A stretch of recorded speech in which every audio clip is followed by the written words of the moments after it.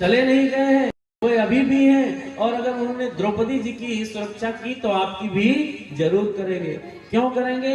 बोले तुम तो भक्ति प्रिया तस्यै, आप तो उन भगवान की परम प्रेयसी हैं, परम प्रिया हैं, आपको तो बहुत स्नेह देते हैं। सततम प्राण तो अधिका, प्राणों से भी अधिक आपको वे प्रिय हैं, आप उन्हें भगवान को प्रिय है देवी। इसलिए त्वयाहूतस्तु भगवान याति नीच गृहे स्वपि, आप किसी नीच के घर में भी आ जाए तो भगवान को वहां आना पड़ जाए।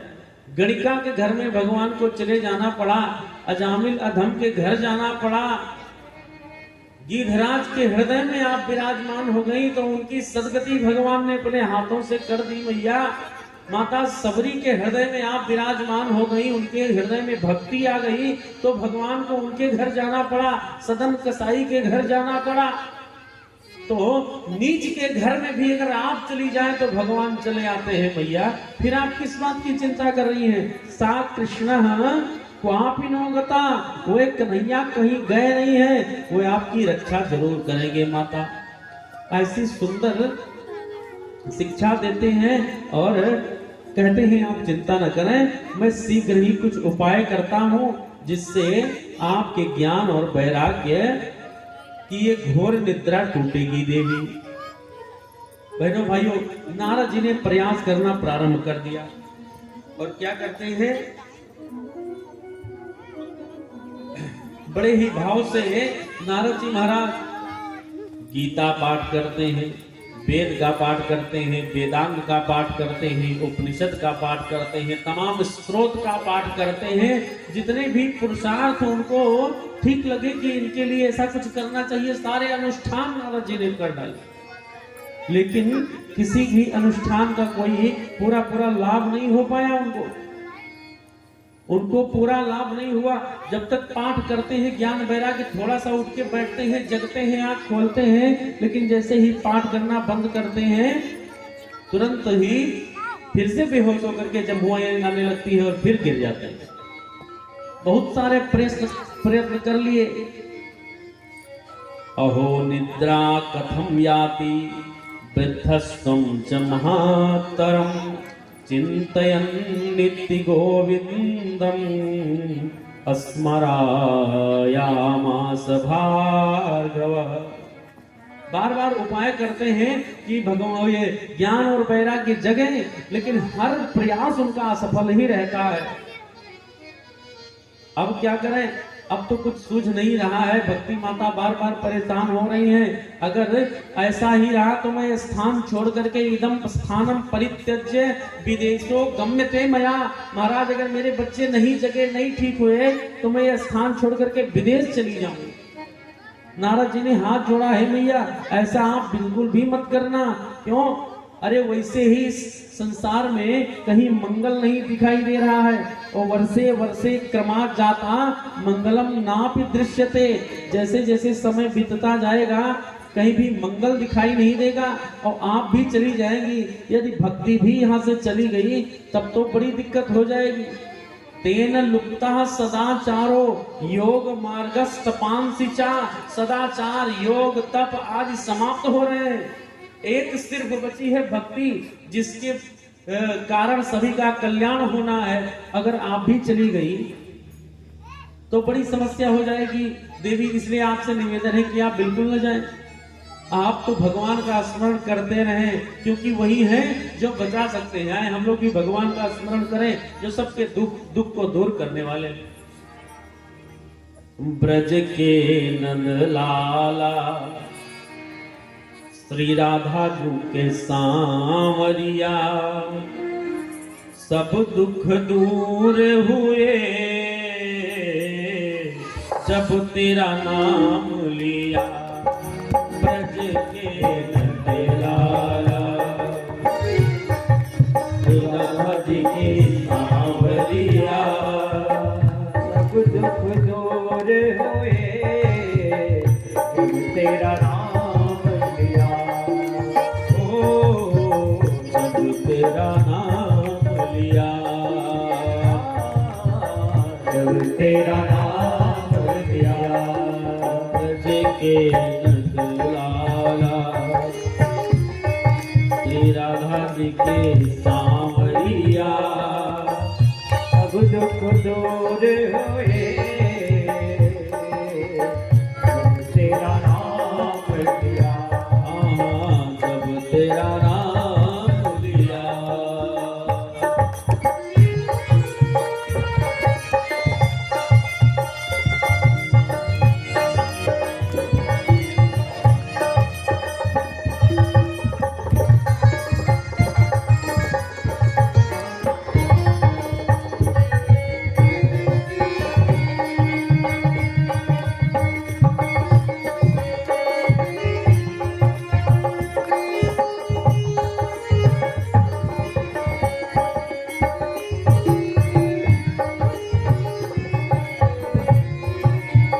कन्हैया मीरा पुकारी जब गिरधर गोपाला, मीरा पुकारे जब गिरधर गोपाला, बन गया अमृत में विष का भरा प्याला, बन गया अमृत में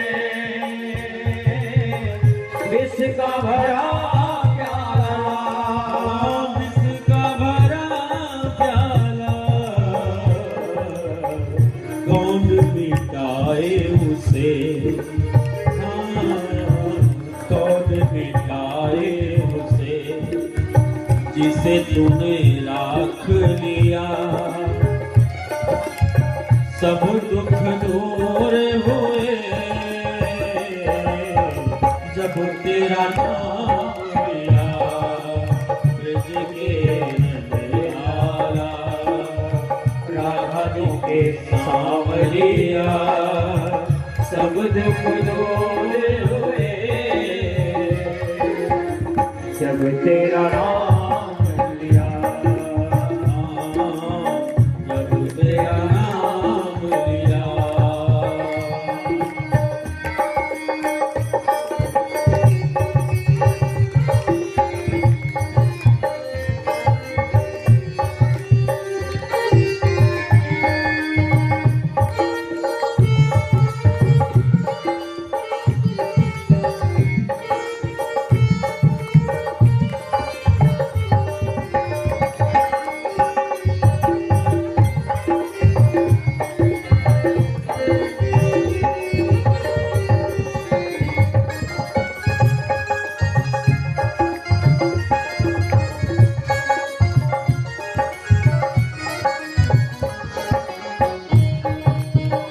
जब तेरे गोकुल पर आई विपदा भारी, जब तेरे गोकुल पर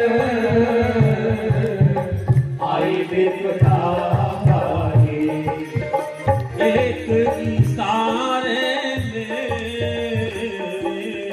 सारी विपदा नारी, एक इशारे में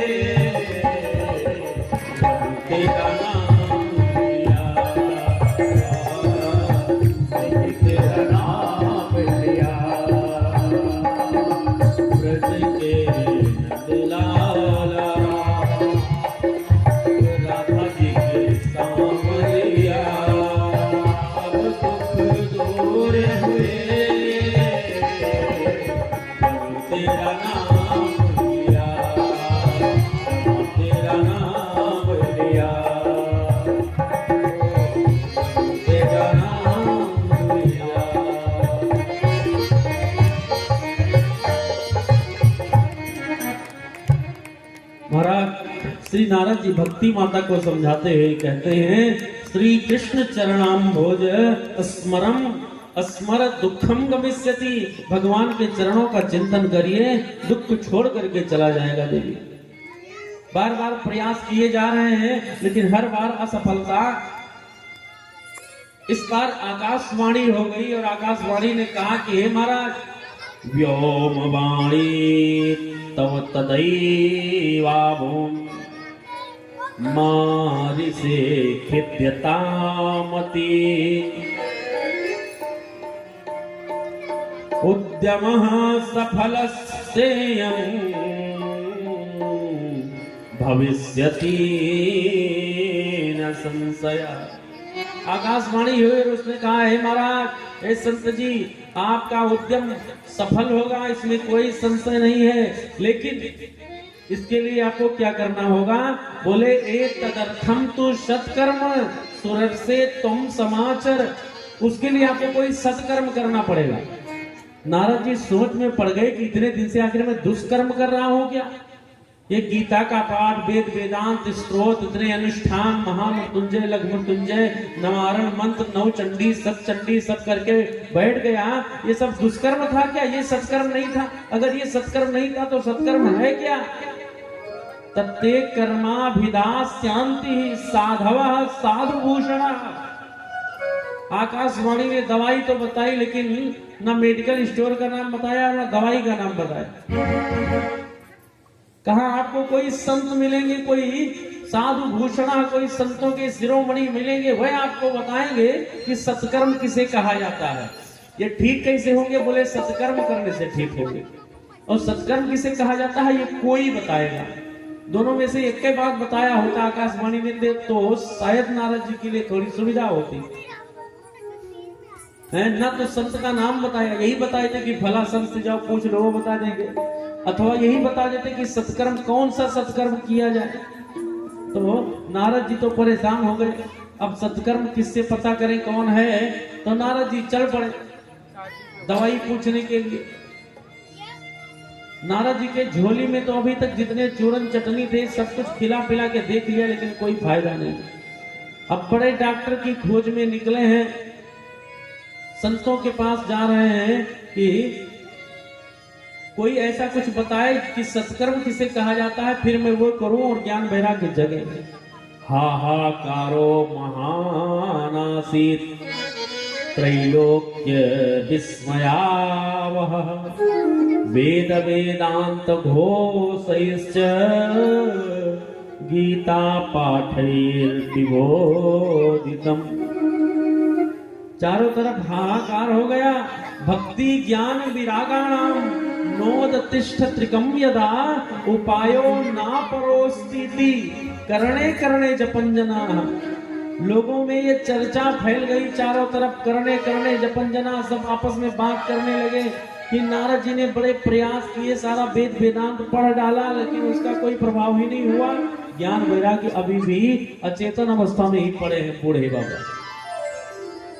श्री नारद जी महाराज खोज में निकल पड़े कि किसी से पूछा जाए कि ये सत्कर्म किसे कहा जाता है। अब नारद बाबा ऐसे महान बड़े संत किसी के पास कुछ पूछने चले जाए तो कुछ असली साधु जो कुछ संत लोग थे छोटे मोटे, वे लोग तो मारे डर के पलायन कर गए, भाग गए छोड़ करके वहां से। कहा हम नारद बाबा हमसे पूछने आ रहे हैं, भला उनको हम क्या बता पाएंगे। तो अपना स्थान छोड़ के कहीं भाग गए, गुफाओं में कंदराओं में छिप गए। कुछ लोग मौन व्रत धारण कर लिए मारे डर के कि आएंगे तो मैं इशारा करूंगा और ये समझा दूंगा कि मैं बोल नहीं रहा हूं, मौन हुई समय। अगर बोल रहा होता तो मैं बता देता कि सत्कर्म क्या है। नारद जी बहुत परेशान हुए, लेकिन किसी से उत्तर नहीं मिल पाया कि सत्कर्म किसे कहा जाता है। और चलते चलते कहां पहुंच गए थे? बद्रिकाश्रम। वही अपने भाई लोगों से सारा वृत्तांत सुना रहे थे और हाथ जोड़ लिया। नारद जी ने कहा, महाराज ये भटकते भटकते सत्कर्म क्या है इसी का पता लगाने में घूम रहा था। ये तो कृपा हो भगवान की कि आप मिल गए। अब आपसे बढ़िया संत कौन ढूंढ मिलेगा, ज्ञानी हमको। आप ही बताएं कि सत्कर्म किसे कहा जाता है। सनकादिक ऋषियों ने कहा कि नारद बाबा आप चिंता न करें। मां चिंता कुरुदेवर से हर्षे चित्ते हर्षम चित्ते समावह उपायः सुख साध्योत्र वर्तते पूर्व एवै। उपाय आपको करना होगा और उसी से लाभ हो जाएगा। क्या बताया, कौन सा उपाय करिए तो लाभ हो जाएगा? तो कहने लगे कि श्रीमद् भागवती वार्ता सत्कर्म च्युचको न्यूनम। सत्कर्म के लिए बताया गया था।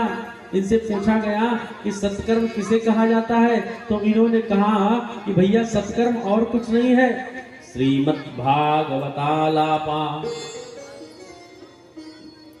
पत्य कथम बोधस्य मतिः तत्कथाशु वेदार्थम श्लोके श्लोके पदे पदे।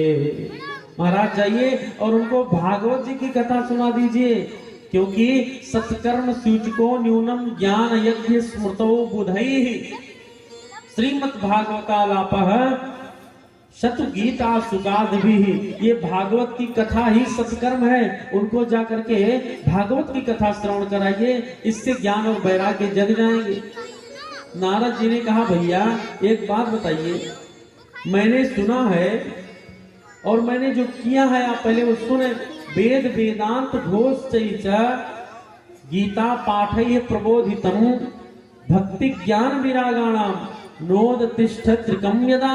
मैंने वेद का पाठ कर दिया, वेदांत का पाठ कर दिया, गीता का पाठ कर दिया, उपनिषद का पाठ कर दिया, फिर भी ज्ञान वैराग्य नहीं जगे। अब आप कह रहे हैं भागवत की कथा कह दूं, पाठ कर दूं तो वो जग जाएंगे, ऐसा क्यों? क्यों? क्योंकि मैंने सुना है कि भागवत जी क्या है, बोले यत कथासु वेदार्थम। उसकी कथा वेद का ही अर्थ है, वेद की ही व्याख्या समझ लीजिए भागवत को। श्लोके श्लोके पदे पदे वेद का ही सार तत्व भागवत के रूप में प्रस्तुत हुआ है। तब जब वेद से ही निकली हुई भागवत हमने वेदवय सुना दिया, तो जब वेद से ही निकली हुई भागवत सुनाने का क्या मतलब रह गया? जहां से भागवत जी आई हैं, जहां से भागवत की कथा बनी है, वही मैंने सुना दिया, तो भागवत सुनाने का क्या अभिप्राय है? समझाने लगे। सनकादिक ऋषियों ने कहा कि भैया वेदोपनिषदाम सारा जाता भागवती कथा अत्युमत्ता ततो भाति पृथक भूता फलाकृति। ये सत्य है कि भागवत जी की कथा वेद का वेदांत का ही सार तत्व है, उसी का रस है। निगम कल्प तरोर फलितम गलितम फलम। ये वेद रूपी कल्प वृक्ष का पका हुआ फल ही है भागवत। लेकिन जहां वृक्ष काम फल काम आ जाएगा, वहां वृक्ष काम नहीं आएगा। नारद जी ने कहा जब वेद से भागवत निकला, मैंने वेद ही सुना दिया और फायदा नहीं हुआ, तो भागवत सुनाने से क्या फायदा होगा? तो ऋषियों ने समझाया आमूलाग्र रसस्तिष्ठाम त्यास्तेन स्वादते यथा न भूयः संग पृथक भूतः फले विश्व मनोहरा। महाराज ठीक उसी तरह ये भागवत की कथा काम करेगी, जैसे कोई व्यक्ति फल खाए पेड़ पे लगा हुआ, और फल खाने के बाद में उसको लगे कि जब ये फल इतना मीठा है, तो जिस डाली से ये फल लगा हुआ था, जिस पेड़ से फल निकला है, वो पेड़वा कितना मीठा होगा, ला उसको खा के देखा जाए। और कोई डाली ही चबाने लग जाए तो उसको स्वाद आएगा ना, मुंह खराब हो जाएगा। और यथा दुग्धे स्थितम शर्पिन स्वादायोपकल्पते पृथक भूतम ही तद्द्रव्यम देवानाम रसवर्धनम। जैसे घी कहां से निकलता है? दूध से निकलता है। बोला करिए, घी कहां से निकलता है? दूध से। दूध से दही, फिर मक्खन, फिर घी। तो मुख्य रूप से देखा जाए तो दूध में ही घी समाहित है, लेकिन जहां घी का काम है वहां दूध काम करेगा? नहीं करेगा। कोई घर पे मेहमान आया हो और संयोगवश घी खत्म हो गई हो ना हो, माता बहन जी लोग सोचे कि चलो जहां दाल में 2 चम्मच घी डालना था, घी नहीं है तो लाओ 10 चम्मच दूध डाल दें उसकी जगह। आखिर दूध ही से तो घी निकला है, तो स्वाद आएगा और खराब हो जाएगा। ऐसे ठीक उसी तरह इक्षुणामपि मध्यांतम शर्करा व्याप्त तिष्ठति। ईख समझते हैं गन्ना, उसी से शर्करा निकलती है, चीनी निकलती है, लेकिन जहां शक्कर का काम है वहां गन्ना काम नहीं करेगा। ठीक उसी तरह ये यद्यपि वेद जी से ही निकली हुई है भागवत जी की कथा, लेकिन जहां भागवत का काम है वहां वेद काम नहीं करेगा। इसलिए हे महाराज एक काम करें, आप भागवत की कथा उनको सुनाओ, क्योंकि ये भागवत की कथा कैसी है? बोले भाग्योदयेन बहुजन्म समर्जितेन, कई जन्मों के हमारे पुण्य जब एकत्र होते हैं, भाग्य का उदय होता है, तब क्या होता है? सत्संगमम च लभते पुरुषो यदा, तब कहीं जाकर पुरुष को सत्संग करने का दिव्य भव्य अवसर प्राप्त हो पाता है। और होता क्या है सत्संग में? अज्ञान हेतु कृत मोह मदांधकार नाशम विधाय ही तदोदयते विवेका। तो सत्संग करने के फलस्वरूप ये होता है कि अज्ञान रूपी अंधकार नष्ट हो जाते हैं और व्यक्ति को विवेक की प्राप्ति होती है। इस संसार में आने के बाद जो मनुष्य का सबसे परम कर्तव्य होता है वो होता है ईश्वर की प्राप्ति। कैवल्यमपि दुर्लभम, ईश्वर का वो परम पद कैवल्य पद प्राप्त कर लेना, मोक्ष को अपवर्ग को प्राप्त कर लेना ही मानव जीवन का परम धर्म होता है। और उस मोक्ष को प्राप्त करने के लिए सबसे साधन क्या है? तो अपने अवध के संत गोस्वामी जी कहते हैं, संत पूज्यपाद गोस्वामी जी का वर्णन है, ये कठिन जप जोग विरागा मिलहि न रघुपति बिनु अनुरागा। ये कठिन जप जोग विरागा मिलहि न रघुपति बिनु अनुरागा। ये कठिन जप जोग विरागा मिलहि न रघुपति बिनु अनुरागा। ये कठिन जप जोग विरागा मिलहि न रघुपति बिनु अनुरागा। संतों ने कहा कि भगवान का मिलना तब तक संभव नहीं है, कब तक? बोले जब तक अनुराग नहीं होगा। और बिना अनुराग के, बिना प्रेम के चाहे जितना कठिन योग कर लीजिए, यज्ञ कर लीजिए, जप कर लीजिए, तप कर लीजिए, वैराग्य धारण कर लीजिए, घर गृहस्थी छोड़ के कहीं पर्वत पहाड़ पे चले जाइए रहिए, तब भी भगवान मिलने वाले नहीं है। बोले कब तक? बोले जब तक सच्चा अनुराग मन में नहीं होगा ईश्वर के प्रति। अनुराग समझते हैं निस्वार्थ भाव से भगवान के प्रति सहज ही प्रेम। जैसे किसी छोटे से बच्चे के प्रति उसकी माँ को प्रेम होता है, ऐसे निस्वार्थ प्रेम जब तक नहीं हो जाएगा तब तक भगवान नहीं मिलेंगे। यानी भगवान को पाना है तो सबसे जरूरी चीज जो है उसके लिए वो है अनुराग। भगवान के लिए हृदय में प्रेम आ जाए, अनुराग आ जाए। किसी ने पूछा संत से कि ये अनुराग कैसे मिलेगा? अनुराग मिले तो भगवान मिले, अनुराग कहाँ मिलेगा, कैसे मिलेगा? तो संत कहते हैं हो ही विवेक मोह भ्रम भागा, हो ही विवेक मोह भ्रम भागा। हो ही विवेक मोह भ्रम भागा। हो ही विवेक मोह भ्रम भागा। तब रघुनाथ चरण अनुरागा। तब रघुनाथ चरण अनुरागा। तब रघुनाथ। संत ने अनुराग प्राप्त करने की जो शर्त बताई वो ये, हो ही विवेक मोह भ्रम भागा तब रघुनाथ चरण अनुरागा। जब विवेक होगा, मोह दूर हो जाएगा, तब भगवान के चरणों में सच्चा अनुराग होगा, और जब अनुराग होगा तब भगवान मिलेंगे। तो ये विवेक कैसे मिलेगा बाबा, ये किस दुकान पे मिलता है, कहाँ से लेके आए? तो संतों ने कहा ये विवेक की कोई बाजार में दुकान नहीं होती, इसकी चलती फिरती दुकान हुआ करती है। आज आपकी इस फिरोजपुर गांव में लगी हुई है ये दुकान, आगे फिर कहीं और लगेगी। ऐसे विवेक की दुकान चलती रहती है। क्या भाव मिलता होगा ये विवेक? तो संत ने कहा कोई मूल्य नहीं चुकाना पड़ता, बस सच्ची श्रद्धा से बैठना पड़ता है, दुकान तक जाना पड़ता है, बिना मोल तोल किए ही, बिना पैसे के ही विवेक की प्राप्ति हो जाती है। कैसे? बोले बिनु सत्संग विवेक न होई, राम कृपा बिनु सुलभ न सोई। और यहाँ व्यास जी कह रहे, श्री सूत जी महाराज सौनकादि ऋषियों से कह रहे कि भैया अज्ञान भाग्योदयेन बहुजन्म समर्जितेन सत्संगमं च लभते पुरुषो यदा वै, अज्ञान हेतु कृत मोह मदांधकार नाशम नासम विधाय ही तदोदयते विवेकः। जब सत्संग करोगे तो विवेक आएगा।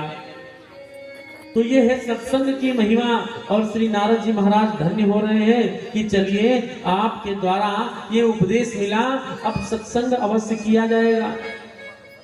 क्या किया जाए? कहाँ कथा होगी? तो सनकादिक ऋषियों ने कहा कि भैया एक काम करो, हम थोड़ा नीचे उतरते हैं, बद्रीनाथ धाम से नीचे उतर के आते हैं, और आप भक्ति माता ज्ञान वैराग को लेकर थोड़ा ऊपर आओ, थोड़ा आगे आओ। कहाँ भक्ति माता कहाँ है? श्री धाम वृंदावन में विराजमान है, और सनकादिक ऋषि वहां बद्र का आश्रम में है। वहां से वो चले और यहाँ से ये लोग चले। क्यों? वहां पहाड़ पे नहीं किया जा सकता भागवत की कथा? क्या वहां तो और ज्यादा शांति थी, वही हो जाता। लेकिन भागवत की कथा में केवल इतना ही जरूरी नहीं है कि सारी व्यवस्था हो जाए। सबसे बड़ी चीज ये है कि भागवत जी की कथा हो तो श्रोता का होना परम आवश्यक है, सुनने वाले लोग भी हो। तो इतने ऊंचे पहाड़ पे कौन आएगा भागवत सुनने? तो इसलिए ऐसी जगह करो जहां कुछ लोग भी आ सके, थोड़ी संख्या भी रहे, इसलिए नीचे चलते हैं। कहाँ आ गए? हरिद्वार के पावन क्षेत्र में। और एवं मुक्ता कुमारास्ते नारदेन समं ततः गंगा तटं सा समाजग्मुः कथा पानाय सत्वरः। गंगा जी के सुंदर तट पर आनंद नामक तट मानंद नामकम सुंदर व्यास आसन बनाया गया। तोरणादि च कर्तव्यम कदली स्तंभ मंडितम, केले का खंभा गाड़ा गया और बालुका से रेत से वेदिका बनाई गई। पूजन हुआ, देवार्चन हुआ, और भक्ति मैया ज्ञान वैराग्य नारद जी आदि उपस्थित हुए। चारों भाई सनकादिक ऋषि व्यास मंच पर विराजमान हुए, कथा कहने लगे। और कथा सुनने के लिए तमाम ऋषि मुनि आए। कौन कौन से लोग आए?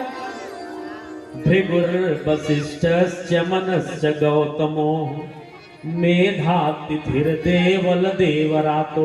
ये ऋषि लोग हैं जो कथा सुनने आ रहे हैं।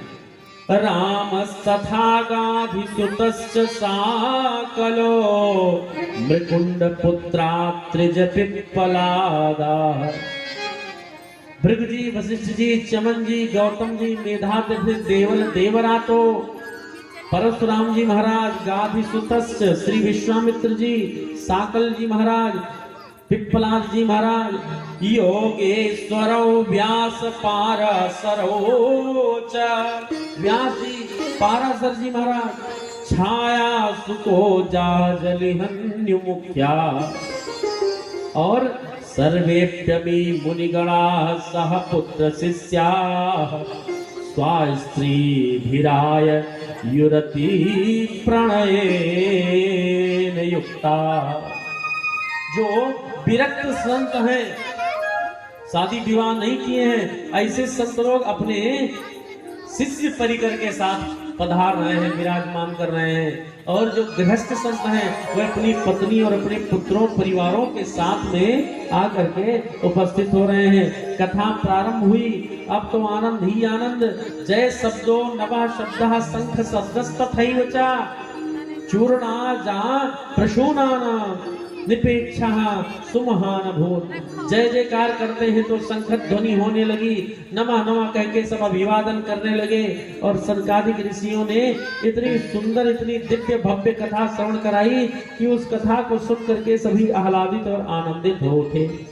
बोलो श्रीमद् भागवत महापुराण की जय। श्री सीताराम जी महाराज की जय। ऐसी दिव्य कथा कि सूत जी महाराज भक्ति मैया धन्य हो गई और कहती हैं, भवद्भिरद्देव कृतास्मि पुष्टा कलि प्रणाष्टि कथरारसेन क्वाहं तु तिष्ठाम्यधुना प्रवन्तु ब्रह्मा इदं तां गिरमुचिरेते।